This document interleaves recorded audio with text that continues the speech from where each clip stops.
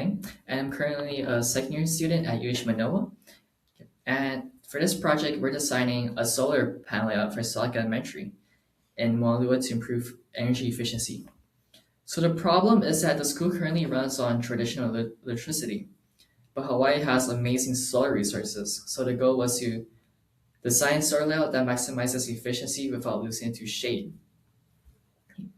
In the design process, I used Aladdin CAD and went through 3 design phases. Version 1 was just a full rooftop design, but for this design, we were able to generate solar power, but we also had the walls were also hot, which also reduced efficiency of the solar panels. That makes it run more to maintain room temperature. It also showed that the walls were overheating too. Okay.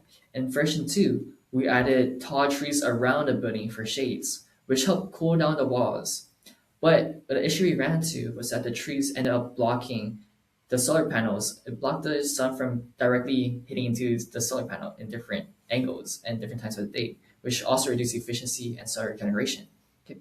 And to fix this in the final version, version 3, we just made the trees the same height as the roof line. What the results of this was that the trees were able to cool the walls without putting shade to the panels, and this got me 100% solar efficiency. And the thermal maps over here, it shows that the trees around the building provide shade, and there's no shading or any green spaces or blue spaces on the solar panel, which means there's no shading blocked by the trees. And for the testing, I ran a yearly building energy analysis to test it.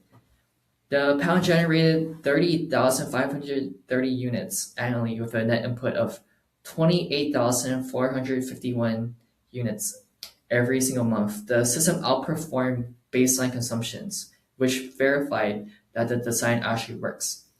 And for Moanalua's Alabuala's tradition is to be built on balance. Design a school that naturally runs and cools naturally on solar felt like a reflection of the values of the area. And the next step for this was to have living walls or just green walls.